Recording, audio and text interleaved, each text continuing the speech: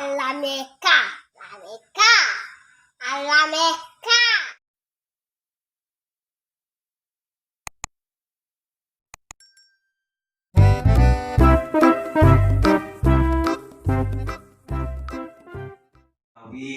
Dan orang tua wali kelas 12 posisi sekolah ataupun di tempat-tempat lain, di FT lain, mana-mana anak-anak didik kita mungkin ada yang putus sekolah. Nah, kita cari tahu koordinasi dengan FT. Bismillahirrahmanirrahim. Assalamualaikum warahmatullahi wabarakatuh.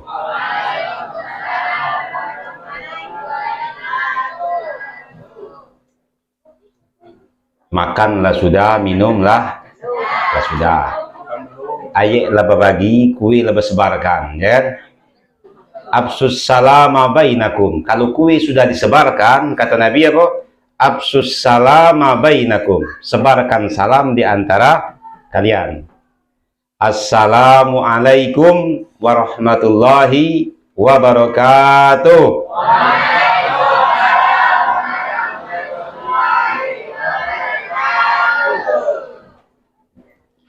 Innal hamdalillah nahmaduhu wa nasta'inuhu wa nastaghfiruhu wa natubu ilaih wa na'udzu billahi min syururi anfusina wa min sayyiati a'malina may yahdihillahu fala mudhillalah wa may yudlilhu fala hadiyalah. Asyhadu an la ilaha illallah wa asyhadu anna sayyidana Muhammadan abduhu wa rasuluh.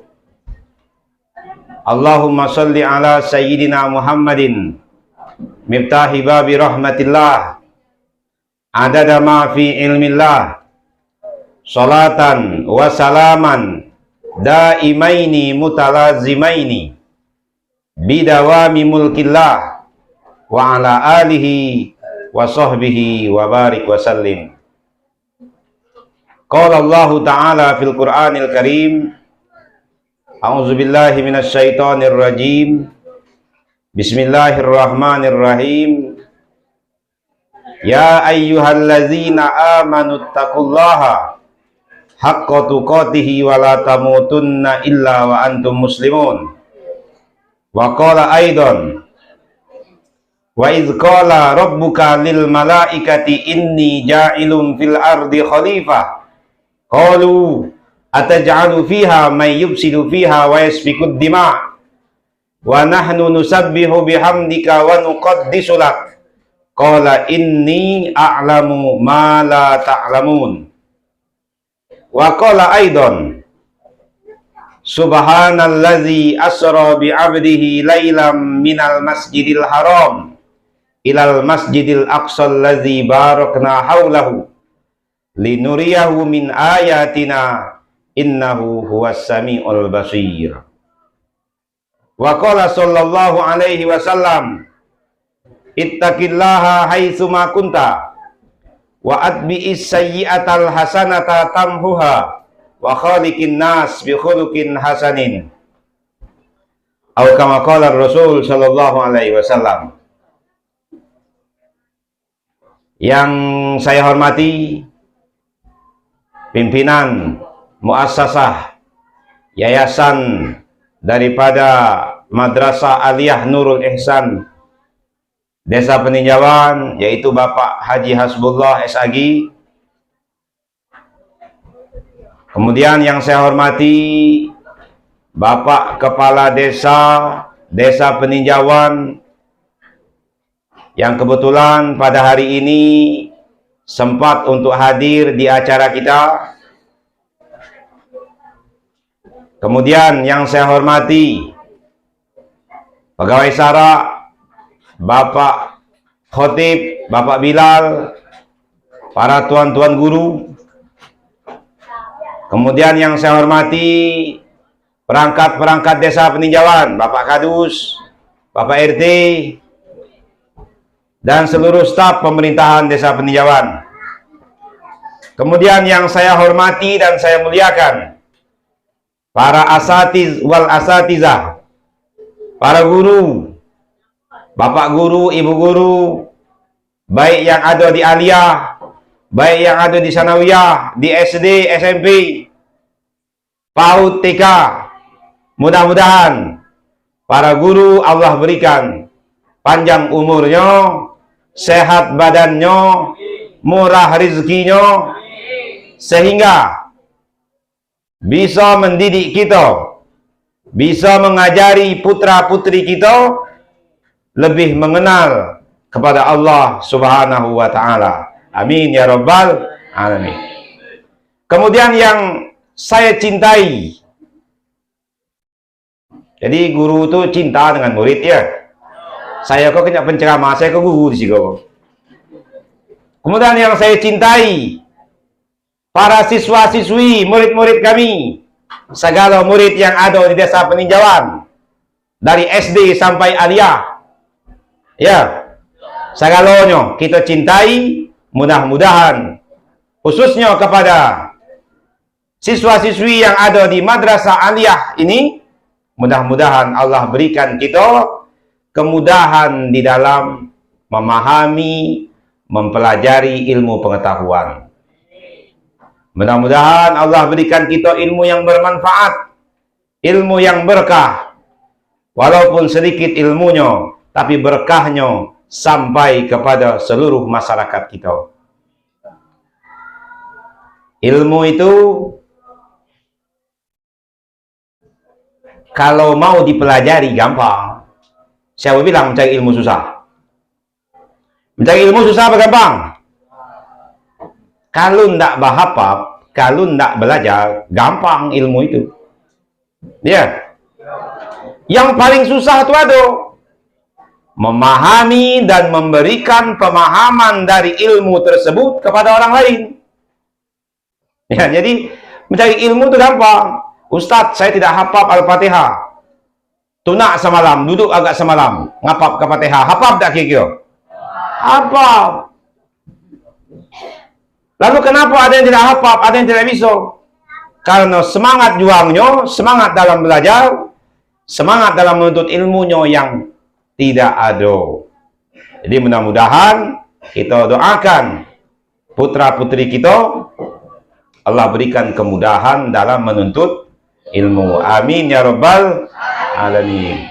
Alhamdulillah wa syukurillah, kita tak bosan-bosannya kita memanjatkan puja-puji syukur kita kepada Allah Subhanahu wa Ta'ala.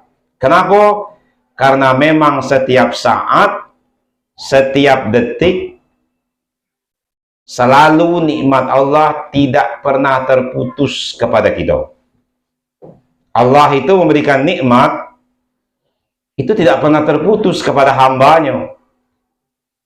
Tapi karena kekurangan yang ada pada kita, karena kehilapan yang ada pada kita, sehingga kadang-kadang kita hanya menganggap Allah itu memberikan kita nikmat ketika nikmat itu nampak, terasa nikmat tersebut, baru kita nyebut Alhamdulillah.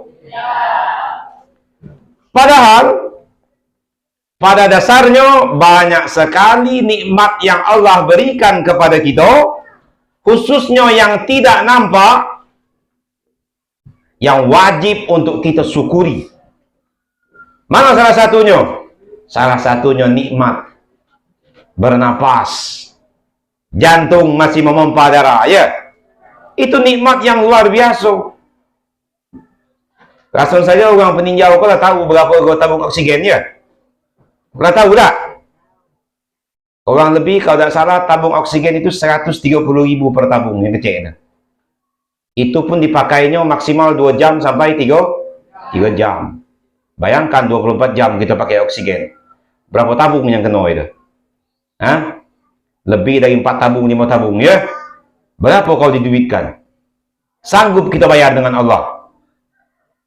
Jadi luar biasa, maha besar nikmat yang sudah Allah berikan kepada kita. Maka kalau kita banyak-banyak bersyukur kepada Allah, saya sering menyebutkan ini dalam pengajian. Kenapa Allah itu suruh kita selalu bersyukur? Karena dengan rasa syukur yang ada pada kita, ini akan mengurangi kerusakan-kerusakan, penyakit-penyakit hati yang ada pada diri kita. Allah tidak menggambarkan, manusia, kalian kalau mau bersyukur kepadaku, kalian terima kasih dong, saya buatkan dunia dan langit. Dah. Allah itu mengajarkan kita, kalau mau bersyukur, dari hal kecil saja. Allazi at'amahum min ju' wa amanahum min. Allah gambarkan, dialah yang memberikan kamu apa? At'amahum, makanan, min ju', dari rasa lapar. Kalau kita pahami makna ayat ini, kalau kita dalami makna ayat ini, ketika kita lapar, kemudian kita merasakan kenyang, luar biasa tidak nikmatnya? Ketika kita bersyukur dengan nikmat yang sangat kecil tadi kita anggap, maka kita tidak akan melebar kemana-mana. Kita tidak akan pernah menganggap Allah itu tidak adil. Tidak adil Allah kok.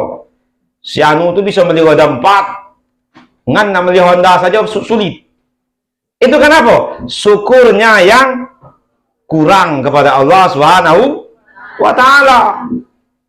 Ketika rasa syukur itu ada, maka kita tidak akan melihat ke kanan ke kiri lagi. Mau orang itu punya istana, mau kita cuma dapat gubuk, tapi kita sudah sangat bersyukur kepada Allah Subhanahu wa ta'ala. Jadi orang yang banyak mengerutu, banyak menggerutu hatinya, kenapa dia bisa, aku tidak? Banyak rasa cemburunya, itu disebabkan rasa syukurnya yang kurang kepada Allah Subhanahu wa ta'ala. Jadi mudah-mudahan Allah jadikan kita hamba-hambanya yang banyak-banyak bersyukur kepada Allah Subhanahu wa ta'ala. Pagi kau kita lamakan, saya tadi langinyam kue baulu. Tadi saya nengok belakang saya, woi kanti itu ada 2 karo. Kok aku sekaro? Ya kan? Itu hal kecil tadi loh. Saya sampai duduk. Kanti itu 2 karo, ada pilihan. Kalau saya cuma sekok kue baulu itulah. Tapi saya alhamdulillah ternyata bungkusnya 2 ekor depan saya. Ya kan? Jadi bersyukur itu dari hal yang kecil saja. Bersyukur kita pagi kalau makan kue, belum tentu kanti yang ada di talang, di kebun makan kue. Nyala ada?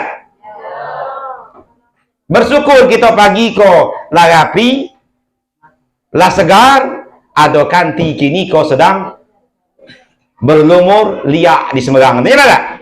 Jadi bersyukur, banyak-banyak bersyukur kepada Allah dengan mengucapkan alhamdulillahirabbil alamin. Kemudian selawat beriring salam tidak lupa kita hantarkan kepada junjungan kita Nabi besar Muhammad sallallahu alaihi wasallam dengan ucapan Allahumma sholli ala sayyidina Muhammad wa ala ali sayyidina Muhammad. Bapak Ibu yang dirahmati Allah Subhanahu wa taala, hari ini, pagi ini kita memperingati peristiwa Isra dan Mi'raj. Peristiwa Isra Mi'raj ini, kalau orang Indonesia dia aneh lagi. Karena tiap tahun acara tersebut diselenggarakan.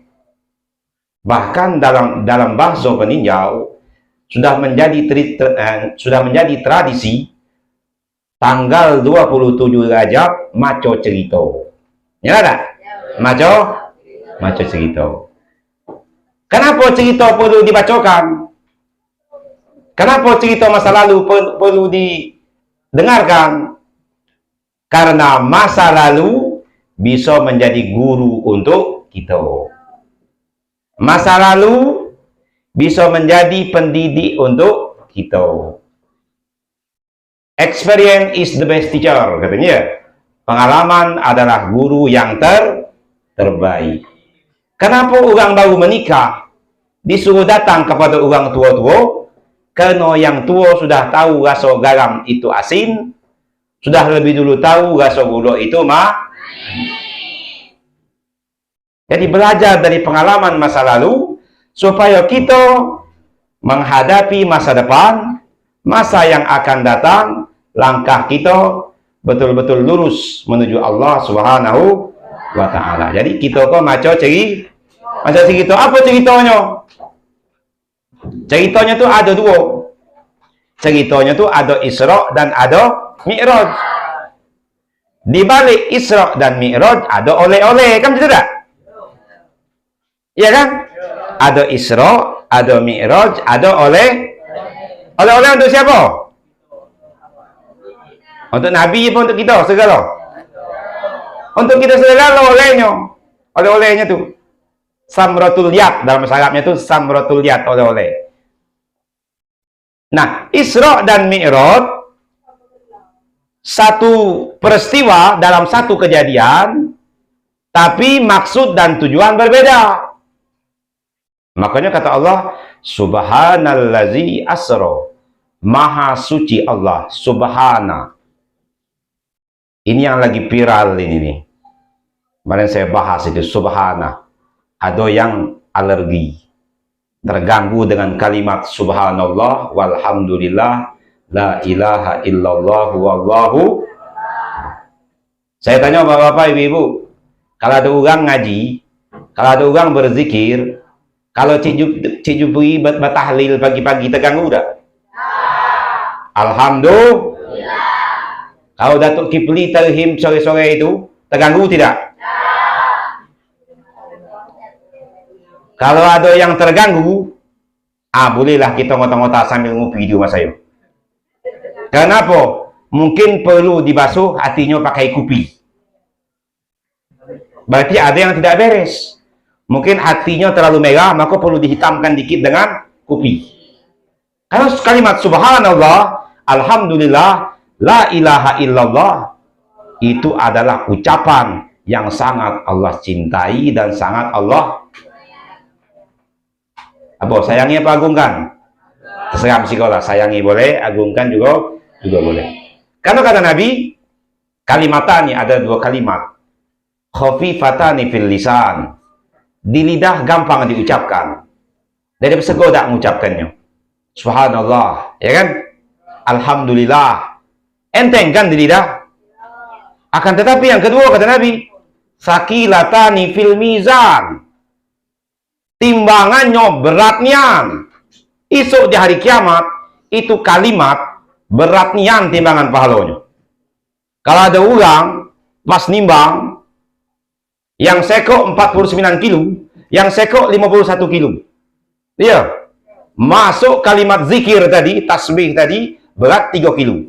Kira-kira bakal masuk surga ada dia. Jadi luar biasa itu kalimat itu thayyibah. Jadi mudah-mudahan kita sebagai umat Islam tidak pernah bosan untuk berzikir, bertahlil, bertahmid, bertasbih kepada Allah Subhanahu wa ta'ala. Supaya apa? Kita itu berzikir supaya apa? Supaya kita hidup tidak galau. Ustadz, saya galau nian. Ustadz, saya masalah banyak nian. Sering tidak macam itu? Padahal kata Allah, ala bizikrillahi tatmainnul qulub.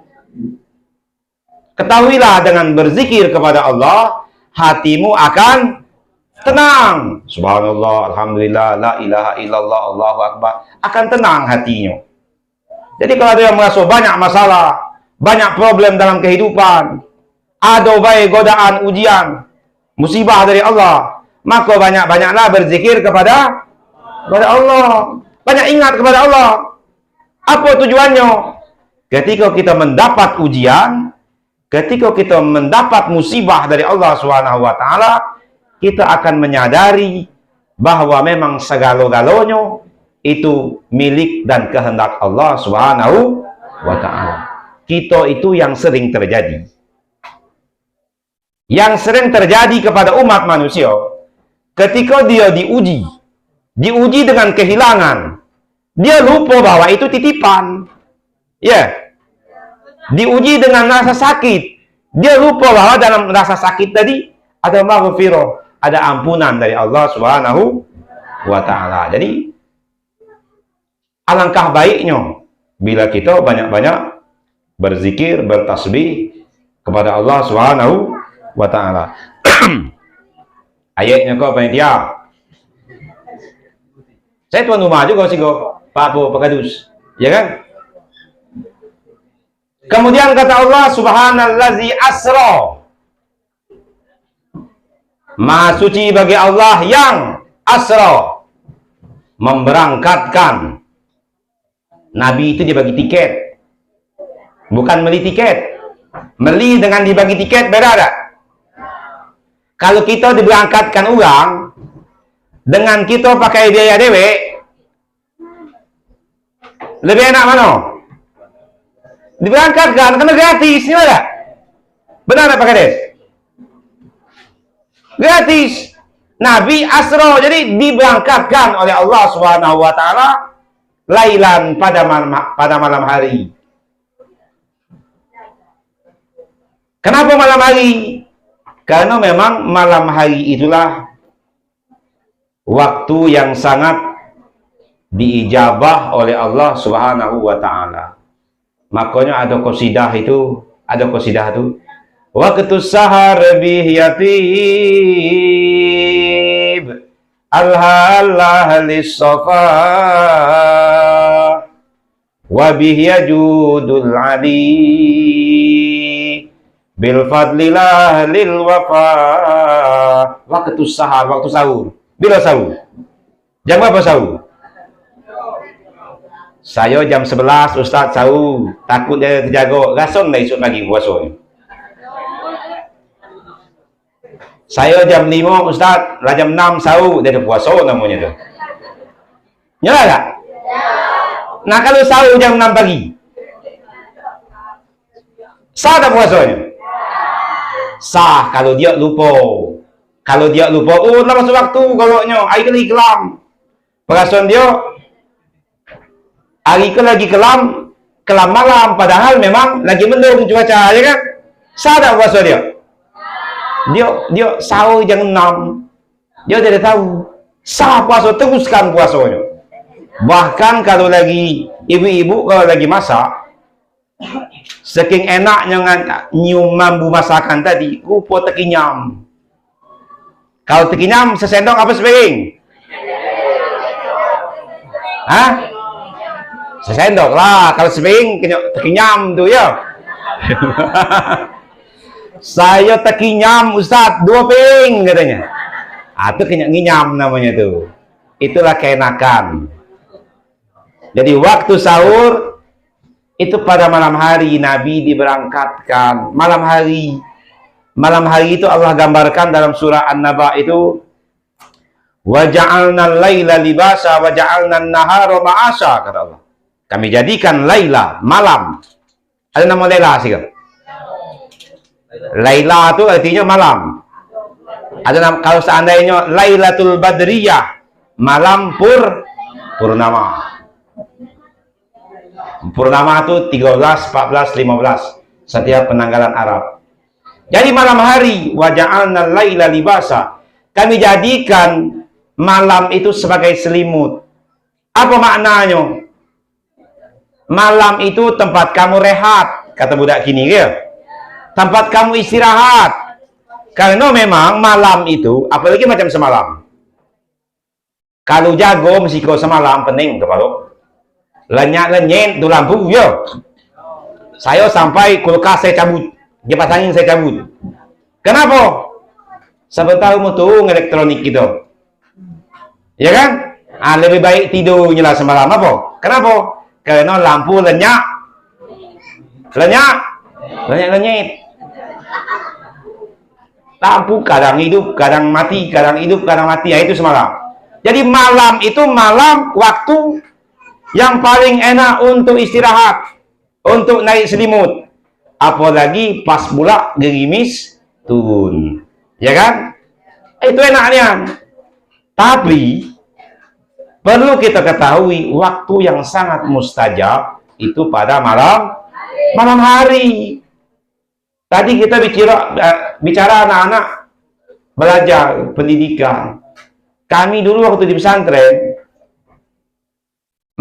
siang itu belajar di kelas. Belajar memahami, belajar dengan guru. Tapi waktu menghafal bilo, waktu yang paling ditekankan untuk menghafal itu malam. Kenapa? Kalau malam cuaca dingin, udaranya sejuk, ya kan? Otak kita ikut sejuk. Tidak banyak yang mengganggu. Jadi hafalan lebih gampang masuknya. Jadi malam hari. Jadi kalau ada ibu-ibu, bapak, Ustadz, umur saya 70 tahun. Susah nian bahapap. Maka saya sarankan bahapap di malam. Tapi kalau ada hafab juga, ya sudahlah, bukalah teks dia. Berwirid, berzikir sambil lihat catatan. Tidak apa-apa. Semayang nengok. Menjaga. Bismillahirrahmanirrahim. Kebetulan dia kok kepengen ayatnya surah Al-Baqarah, ya kan? Ya udah pegang Al-Quran, boleh gak? Boleh. Mesti kau punya enggak TV Roja apa namanya tuh? Pas bulan puasa esok banyak tuh. Imam tuh pakai apa? Pakai Quran juga ya. Jadi sambil baca, sambil semayang, sambil nengok Al-Quran boleh. Jadi ya, kalau ada yang kepengen, Ustadz saya kepengennya ayat itu yang panjang-panjang, bisa, bacalah ketika di dalam sholat, dan boleh kita membawa Al-Quran. Jadi malam hari adalah malam yang sangat mustajab. Banyak perbuatan maksiat, perbuatan dosa yang sering dilakukan manusia di siang hari, maka pada malam hari mereka lebih banyak tertidur. Maka Allah Subhanahu wa taala panggil Nabi Muhammad SAW pada saat malam hari. Kemudian lailam minal masjidil haram. Masjidil haram. Kalau haram, Masjidil Haram itu Ka'bah. Kalau orang menyebutnya Haramain, berarti Madinah dan Mekah. Ya. Jadi kota Madinah dan kota Mekah. Dari kota Mekah ilal Masjidil Aqsa, ke Masjidil Aqsa. Ini yang pertama tadi. Jadi tadi saya bilang Isra Mi'raj itu ada dua. Pertama dari Mekah Masjidil Haram ke Masjidil Aqsa di Palestina. Yang kedua dari Masjidil Aqsa Palestina naik sampai ke Sidratul Muntaha. Tahu mesti ke Sidratul Muntaha itu? Kalau orang dulu, kalau ada orang meninggal, dulu kan tidak ada sabun, ya. Maka orang dulu pakainya sidir. Sidir itu apa? Daun bidara, ya. Daun bidara. Sidratul Muntaha. Sidir itu pohon sidir. Nah dulu karena belum ada nupo, belum ada lifebuoy. Kan kalau kini kan jenazah keren gini kok. Nyala tak? Tanya Cik Ibu, ya Cik. Mandikan jenazah kini ada sampoy apa tak? Hah? Tak kan? Kalau bersampoy kacau. Jadi kini mandikan jenazah itu lah keren. Sabunnya lebih macam-macam, ya kan? Kalau dulu tidak ada, pakainya sidir, pohon bidara. Jadi Nabi Isra Mi'rajnya dari kota Palestina, Masjidil Aqsa, naik ke Sidratul Muntaha. Jadi ada dua kejadian. Dari kota Mekah ke Palestina. Jadi kalau dalam bahasa kerennya itu ada vertikal, datar. Ingat ibu-ibu ya. Kalau saya nyebut vertikal apa? Datar. Ada namanya horizontal. Horizontal itu artinya apa? Ya, horizontal datar, vertikal naik. Maka ada nama film itu vertikal limit. Ada film naik gunung namanya, judul filmnya vertikal limit, uang naik gunung, ya. Jadi horizontal itu mendatar, vertikal itu naik. Apa maksudnya? Yang dimaksud dengan Nabi dari kota Mekah ke Palestina, itulah hablum minan nas. Itu urusan kita dengan manusia. peristiwa dari Masjidil Aqsa sampai Sidratul Muntaha, itulah yang disebut dengan hablum minallah. Apa yang dimaksud di sini? Hablum minan nas utamakan supaya hablum minallah kamu lebih gampang dekat kepada Allah Subhanahu wa ta'ala. Kan bisa saja buruk itu. Cet katanya, pagi. Langsung cus ke atas, bisa tak? Kenapa pakai keliling dulu ke Palestina? Buang-buang bensin, bahasa orang, tak? Kenapa buruk buang bensin? Buang energi dia, kenapa? Karena ada pesan yang mau disampaikan di situ. Karena pada dasarnya, bisa dari Masjidil Haram, buruk langsung terbang naik ke langit. Bisa tak? Bisa. Tapi karena ada misi di situ, ada sesuatu yang penting yang ingin disampaikan, maka Nabi Isra Mi'raj dari kota Mekah ke Palestina dulu. Artinya apa?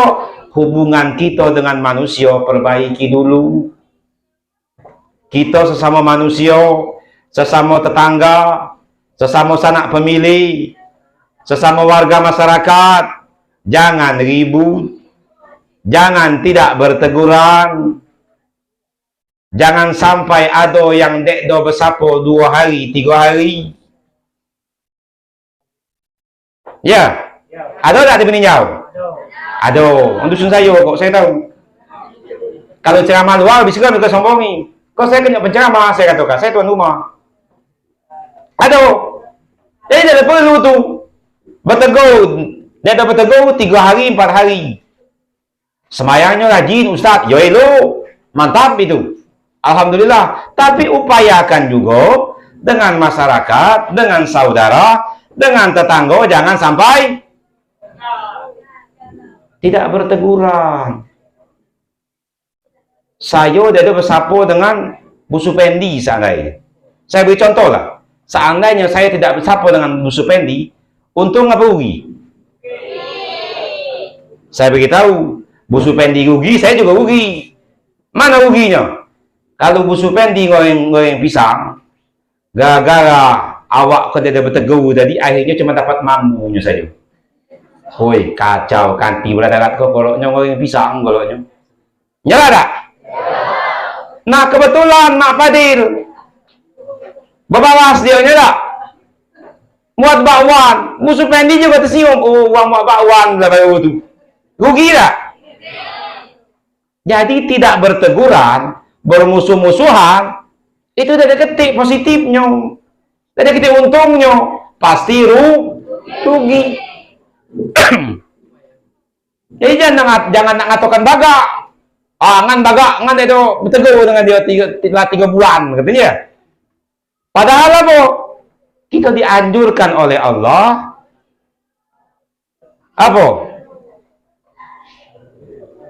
Untuk saling maaf-maafan. Bahkan kata Nabi apa? Afdalul imani apa?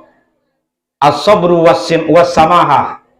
Sebaik-baiknya iman itu apa? Sabar dan pemaaf. Saya esoklah Ustaz, nama maaf. Nanti dia mati.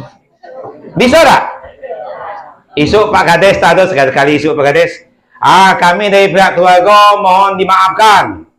Itu berlaku tuh. Kalau ada orang yang duduk jamaah itu, yo katanya, ikhlas dia maafkan, itu berlaku. Tapi kalau bahasa beliau kan lagi nyebutkan, dan kami dari pihak keluarga telah memaafkan. Berlaku dah tuh? Dah berlaku. Itu bahasa sosial. Tapi penting itu Pak Kades. Itu penting. Supaya itu tujuannya mengingatkan kepada orang yang hidup. Kalau ada musuh kita waktu lagi hidup, maafkanlah dia. Karena dia sudah meninggal. Ingat dia maaf punya Ustaz. Ingat nak berbalas. Esok kita juga macam tu dibuat orang. Ya. Jadi kalau nak minta maaf lagi hidup kolah. Lagi hidup minta maaf. Salah ucapan dapatkah? Ngan salah cakap. Salah perbuatan dapatkah? Oh kebetulan Ngan kau buat penutup rumah kau lebih setengah meter. Tamakan ketanakan, datang minta maaf. Dia ada dimaafkannya, bayar. Macam tu. Karena hablum minan nas, ingat ya, dosa sebesar apapun selain syirik kepada Allah, ketika orang itu bertobat kembali kepada Allah, Allah maafkan. Tapi ada satu Allah yang tidak maafkan ini. Apa? Hablum minan nas. Allah dia rendah maafkan. Saya berdosa dengan Pak YouTuber gitu kok, Pak Alam gitu, Ustaz Alam Sah loh. Allah tidak berani mewakilkannya memaafkan. Kenapa? Allah tahu yang dizolimi dia, bukan Allah. Jadi ketika kita ada masalah dengan manusia, maka meminta maaflah. Mumpung kita lagi sehat, lagi hidup, selera makan lagi enak. Jangan lagi go, dia lah dikapani, nang tinggal cuman mukanya. Namanya itu dah, dia meninggal dah. Tinggal tu buka lah mukanya. Minta maaf lah mesti kau. Minta maaf kepada mayit. Berlaku dah. Dan berlaku, hukum itu berlaku bagi orang yang hidup. Kebetulan saya datang ke rumah perempuan yang meninggal. Saya cuel. Yang batal air semayang saya, apa air semayang jenazah? Hidup. Tadi saya katakan hukum berlaku bagi orang yang hidup. Saya kepengen lah duduk, cuma kalau saya duduk hilang, saya nyelpon, saya pendek. Macam mana mesti kau nampak tak mesti kau? Gitu kan? Saya minum sebentar. Itu PE itu Irawan. Jadi ngantuk mengkritik dalam kau juga lah. Tidak Pak. Bismillahirrahmanirrahim.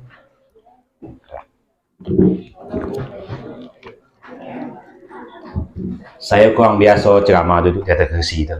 Saya itu cuma untuk minum saja. Jadi kita memaafkan tadi ya. Jadi minta maaflah selagi orang yang kita sakiti, orang yang kita zolimi masih hidup. Supaya apa? Lepas. Tahu tak kita, orang yang paling cepat masuk surga itu orang yang man mata fi sabilillah, orang yang meninggal ketika perang. Orang kalau lagi perang, mati dia, perang bela agama, mati dia, mati syahid dia. Itu masuk surganya digambarkan Nabi itu seperti anak panah lepas dari busurnya. Macam mana cepatnya? Cepat tak? Cepatnya itu kan mati syahid itu masuk surga. Tapi bisa tersangkut. Bisa tersangkut. Dengan apa? Dengan hablum minan nas. Ada utang, ya bayar. Kenapa? Itu bisa jadi penyangkut di kaki kanan lah melangkah masuk surga. Tahu-tahu ada sebelah dari belakang ada nyujud kan. Oi, lagi dulu kan masuk katanya. Kita masih ada perhitungan. Maka selesaikanlah ketika kita masih hidup di dunia. Jadi harapannya dari salah satu dari hikmah Isra Mi'raj hablum minan nas. Mana yang tidak berteguran, baiklah. Buanglah gengsi-gengsi sedikit. Kita kata gengsi kan? Ngan gengsi Ustaz kenapa ke dia tu bionya tu ngan. Macam tu bahasa kita tak? Termasuk orang yang bakal dinaungi, diridhoi oleh Allah Subhanahu wa taala apa? Al-afu indal qadir, orang yang mampu membalas, mampu jahat kepada orang saat dia berkuasa. Tanti kau kalau dengan menyadingan benas kau. Tapi saat itu dia tidak berbalas, dia maafkan orang, dia punya kekuasaan. Ini orang yang sangat dicintai oleh Allah Subhanahu wa taala. Kok sudah lemah bagak pula, tu nak kacau. Jadi buanglah jauh rasa gengsi kita, rasa derenak kita. Kenapa? Karena hal ini yang kita anggap kecil, yang kita anggap biasa saja, ini nanti bisa membuat kaki kita tersandung untuk masuk ke dalam surga. Nauzubillah, summa nauzubillah min zalik. Kemudian Saya tidak macam ceritanya dah. Cerita sekolah hafab kalau tu. Ya tak? Lah hafab, naik buruk, ya kan? Kantinya malaikat Jibril, ya kan? Buruk itu kalam hil basor, seperti kedipan mata, ya kan? Saya ada cerita tu dah. Saya cerita melayang naik, macam tu. Oleh-olehnya lagi. Kemudian yang kedua, Nabi Mi'raj naik ke atas menuju Allah. Artinya setelah hablum minan nas, maka ada hablum minal. Kini saya tanya, susah apa gampang mendekati Allah itu?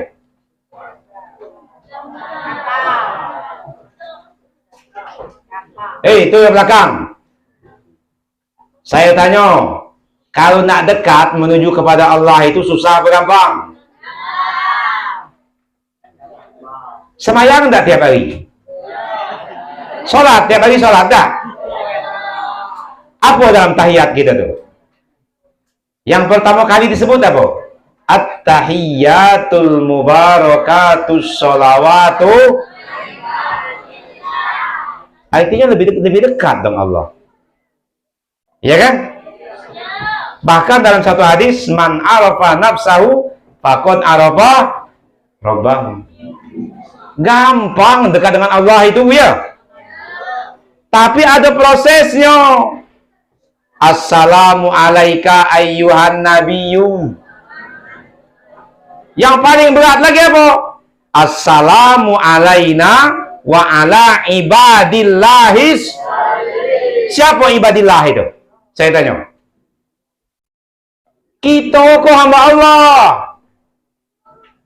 Jadi kalau kita pengen memperbaiki hubungan kita dengan Allah, pengen elok kita dengan Allah, maka utamakan dulu hubungan kita sesama manusia. Mendekati Allah gampang. Mandi, ngambil air semayang, ya. Gelar sejadah, ngadap hulu. Hati-hati, kita ada bahasa peninjau kok. Macam kau, si anu tu dia pernah ngadap hulu tu. Ya kan? Ngadap hulu. Jadi kalau sahadat jamban ngadap hulu apa ngadap kileng? Kalau ngadap kileng? Siapa dah apanya? Doa sahadat jambannya. Tiba-tiba lah saya, Allahumma ja'alni minat tawwabin, ngadap kileng. Macam mana? Kira-kira salah? Dia dosa. Kalau lagi kita berdoa, mesti kau ngadap ke mana kira-kira? Kini tu mesti kau ngadap ke mana kini tu? Kita kalau sedekah, ada yang ngadap ke darat, ada yang ngadap, berdoa ada tu. Kini saya tanya, sahadat jamban itu doa ada?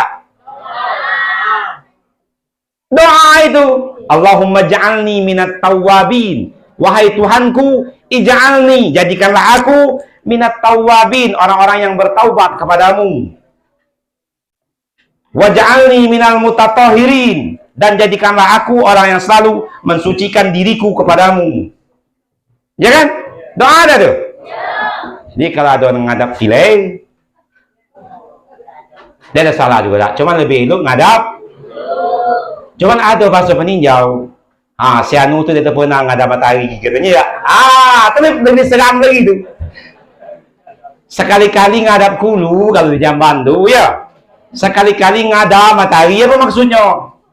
Jangan pernah tinggalkan sholat 5 waktu supaya kita dekat kepada Allah Subhanahu wa ta'ala. Jadi kalau mau dekati Allah tidak sulit. Yang susah itu kalau nak bertemu bupati. Ya, masa kau nak bertemu bupati? Saya tanya, lebih susah bertemu bupati apa Allah? Jangan main-main kalau kita kenal. Kena tokol kita buat satu PP. Kalau kita nak buat janji dulu. Ya kan? Tapi ketemu Allah, ittaqillaha haitsuma kunta. Kamu bisa bertakwa kepada Allah dimanapun kamu berada. Kamu bisa jumpai, bisa temui Allah dimanapun kamu berada. Mau di talang, mau di kebun, mau di kamar mandi sekalipun, kamu bisa jumpai Allah. apalagi di rumah dan di masjid. Jadi mendekatkan diri kepada Allah tidak sulit. Yang penting kita mau berkehendak, berjuang, berusaha untuk dekat kepada Allah Subhanahu wa Ta'ala. Yang paling sulit itu kita menjaga hablum minan nas.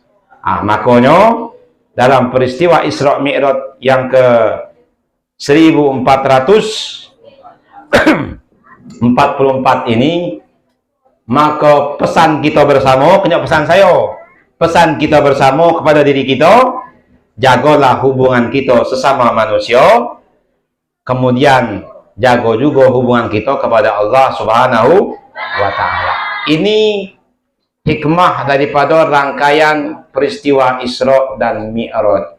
Lalu apa oleh-olehnya? Oleh-olehnya sholat 5 waktu. Kalau saya ceritakan, ibu-ibu, bapak-bapak lah tahu kalau asalnya berapa waktu? Berapa waktu? 50 waktu. Siapa Nabi yang mau tes? Muka sampai 5 tu? Nabi Musa alaihi salam. Ada tahu ceritanya kan? Jadi kita cerita oleh-olehnya aja. Oleh-olehnya apa? Sholat 5 waktu. Sholat, semayang. Ya, sholat, lakukan sholat. Sholat itu kalau saya gambarkan, kan sholat itu kan silah, menghubung, terhubung, ya. Kita kalau ada air di lebak, air-air yang itu tuh, kita mau tak mandi di situ? Kenapa? Kotor, apa lagi? Kubang babi, apa lagi? Kubang ke apa sebut kan? Banyak tak? Gatal-gatal pula, tak? Akhirnya saya tanya, seandainya kita buat parit gedang ke batang hari, kita hubungkan dengan batang hari yang besar, kira-kira apa yang terjadi dengan air lebak tadi itu? Jadi bersih tak? Itulah manusia pentingnya sholat. Kalau pikiran kita galau, masalah banyak nian, ada masalah dia dah selesai. Saya dia dah mencari masalah, Ustaz, datang dewe. Ya itulah manusia. Macam mana solusinya? Sambungkan dengan Allah. Kita kok diibaratkan air lebak. Manusia itu. Jadi yang gatal, yang bau tadi, itulah kita yang kepala mentak, pusing, banyak problem, banyak masalah. Agar masalah kita bisa kita hadapi dengan tenang, agar problem kita bisa hilang, maka dekatkan diri kepada Allah Subhanahu wa Ta'ala melalui sholat. Jadi dalam agama itu dikenalnya sholat, bukan sembahyang. Jadi sholat itu tujuannya apa? Supaya tenang pemikirannya. Jadi kalau ada orang banyak masalah tidak selesai, banyak musibah, maka dia perlu banyak-banyak sholat, mendekatkan diri kepada Allah Subhanahu wa Ta'ala. Cuman ingat, yang namanya sholat itu kan ibadah yang diatur oleh agama. Dalam sholat itu ada syaratnya. Syarat sholat ada 8, ya kan? Arkanus sholat ada berapa? Rukun sholat ada berapa? Berapa? 17. Jadi dari bisa, saya semayang lah, ngadap hulu, yang penting ngadap hulu, ya kan? Yang penting ngadap hulu, menjaga, dari bisa, karena ada syarat dan rukun. Sebelum syarat dan rukun tadi ada wudu. Rukun wudu ada berapa? Ada 6. Lagi tengok kanti ada orang dia ada masuk telinga, dia rasa wudunya tu. Rukun wudu tak telinga itu? Ya ada masuk ya. Jadi jangan pula ini. Jadi rukun wudu ada 6. Yang membatalkan wudu ada. Nawaqidul wudu'i yang membatalkan wudu ada berapa? Ada 4. Jangan ditambahi. Ustaz, wudu saya lah batal. saya makan dari, karena makan dari ketik babnya di situ. Ustaz, wudhu saya batal. Maaf ya, saya tidak ke bau katanya. Batal tak wudhu? Jadi batal. Saya tidak kotoran ayam, batal tak wudhu? Tak. Kalau misalnya nggak tahu batal, bisa kau nambah jadi 5 namanya dia. Nawaqidul wudu'i arba'atun. Yang membatalkan wudhu ada 4. Jangan tambahi. Nah, begitu juga sholat. Sholat ada syarat, ada rukun. Dalam sholat ada rukun qauli, ada rukun fi'li, ada rukun qalbi. Ya, kita harus tahu niat, tahu dalam hati, bacaan, usahakan yang benar, gerakan, jangan macam kereta katanya, tahu ruku belum turun kan naik, Allahu Akbar katanya. Jadi ada galau tumak ninah namanya. Supaya apa? Supaya ketika sholat kita benar, bacaan kita benar, gerakan kita benar, mudah-mudahan ibadah kita Allah terima. Kadang-kadang kita yang hati-hati saja, itu kadang-kadang kata melenceng, ya kan? Apalagi nang asal mengerjakan kewajiban. Kita kok yang ngeri itu, kita sholat hanya melepaskan kewajiban, itu yang paling ngeri. Artinya yang penting ngadap dulu, ya kan? Itu tak? Yang penting ngadap ke barat, alah selesai tuh. Padahal kalau orang yang benar-benar dia mengabdi kepada Allah Subhanahu wa taala, dia sangat takut sholat dia, ibadah dia tidak diterima oleh Allah Subhanahu wa taala. Jadi oleh-oleh dari Isra Mi'raj, laksanakan sholat 5 waktu. As-salatu imaduddin, faman aqamaha faqad aqamaddin, wa man hadamaha faqad hadamaddin. Salat adalah tiang agama. Siapa yang mendirikan salat, dia mendirikan agamanya. Siapa yang melalaikan salat, meninggalkan salat, maka pada dasarnya dia menghancurkan agamanya. Mudah-mudahan Allah jadikan kita khairu ummah, sebaik-baiknya umat Nabi Muhammad SAW, wabil khusus umat Nabi Muhammad yang selalu menjaga sholat, ibadah, zikirnya kepada Allah Subhanahu wa ta'ala. Bapak Ibu yang dimuliakan Allah Subhanahu wa ta'ala, badan namalak hangat, keringat namalak bercucuran, yang benar dari Allah, yang salah dari saya, kaki pun mulai masuk pegal dikit, maka saya akhiri. Wabillahi taufiq wal hidayah, waridho wal inayah. Wassalamualaikum warahmatullahi wabarakatuh.